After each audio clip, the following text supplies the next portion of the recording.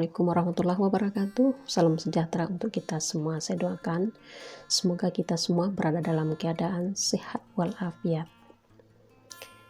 Ikut berduka cita dan berbelasungkawa yang amat mendalam atas tragedi dan musibah yang menimpa negeri kita belakangan ini.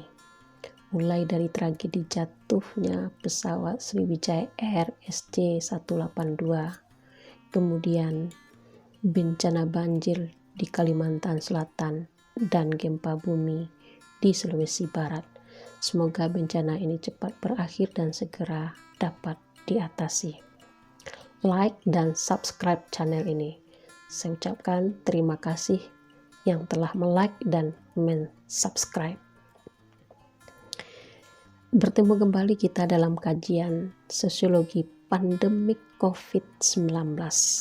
Sebagaimana yang pernah saya jelaskan, sosiologi pandemik COVID-19 merupakan telaah sosiologi, analisis sosiologi, perspektif sosiologi yang digunakan untuk melihat sebuah situasi sosial, kondisi sosial, fenomena sosial yang terjadi akibat daripada pandemik COVID-19.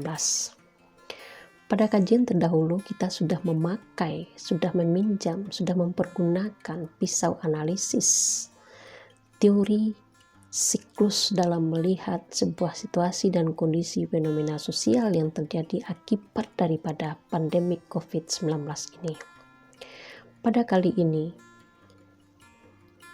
teori yang kita gunakan sebagai pisau analisis untuk melihat sebuah situasi dan kondisi dan fenomena sosial akibat pandemi COVID-19 itu adalah teori fungsional struktural. Teori ini cukup tua di dalam sosiologi. Menurut teori ini atau asumsi teori fungsional struktural ini, masyarakat itu dibangun oleh berbagai elemen-elemen, di mana masing-masing elemen itu memiliki hubung kait satu sama lain. Jika terjadi perubahan pada satu elemen, maka akan terjadi pula perubahan pada elemen-elemen yang lain. Oleh sebab itu, hanya elemen-elemen yang mampu menyesuaikan diri dan beradaptasi dengan perubahan, itulah elemen yang eksis dan bertahan. Inilah akan kita jadikan sebagai pisau analisis dalam melihat perubahan sosial yang terjadi akibat daripada pandemi COVID-19 ini. Kita dapat melihat berbagai macam perubahan-perubahan sudah terjadi akibat daripada pandemi COVID-19 ini. Di antara yang berubah itu kita bisa lihat seperti di mana ranah realitas kita, dunia kolektivitas kita, aktivitas yang biasanya kita lakukan secara bersama-sama, itu tidak bisa lagi kita lakukan sebagaimana halnya yang biasa kita lakukan. Kita bisa lihat misalnya, dulu sekolah itu atau pembelajaran itu kita lakukan dalam sebuah kelas secara bersama-sama. Guru dan murid beraktivitas dalam satu kelas untuk proses pembelajaran. Tetapi pada masa pandemi COVID-19 ini, kebersamaan seperti itu di ranah realita kita tidak dimungkinkan lagi. Karena untuk memutus mata rantai daripada pandemik COVID ini, kita tidak dibenarkan untuk berkumpul, untuk bersama-sama melakukan aktivitas tersebut dengan bebas. Perlu ada pembatasan-pembatasan, bahkan perlu kita lakukan bentuk-bentuk yang lain, tidak dalam bentuk pertemuan kolektif dalam dunia realitas. Sehingga apa yang terjadi? Sekolah tidak lagi kita lakukan sebagai proses pembelajaran, tetapi pembelajaran kita lakukan telah beralih dalam dunia realitas sekolah, beralih kepada dunia pembelajaran virtual.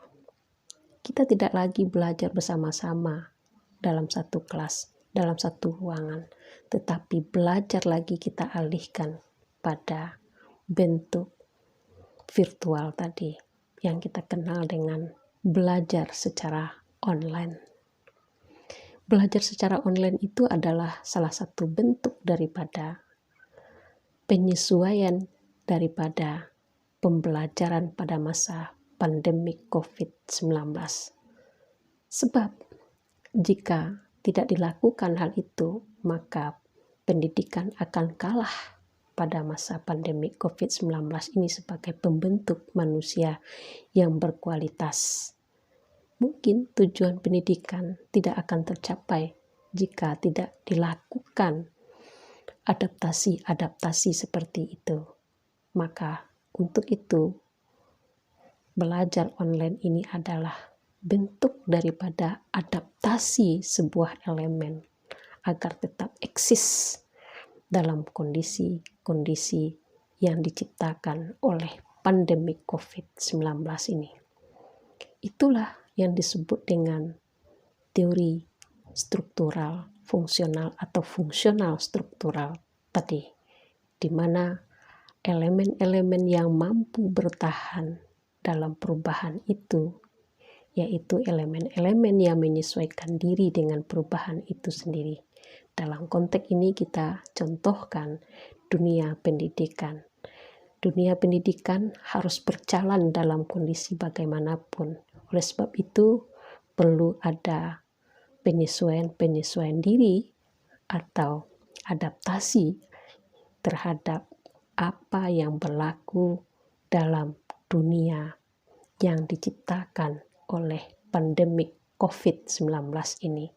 Sehingga tugas dan fungsi pendidikan itu tidak berhenti, tidak kalah oleh pandemi COVID-19, tetapi mampu beradaptasi dengan kondisi yang diciptakan oleh pandemi COVID-19 ini melalui belajar online atau virtualisasi tadi. Oleh sebab itu, itulah penjelasan saya dengan singkat. Mudah-mudahan bisa dipahami dan dimengerti. Assalamualaikum warahmatullahi wabarakatuh.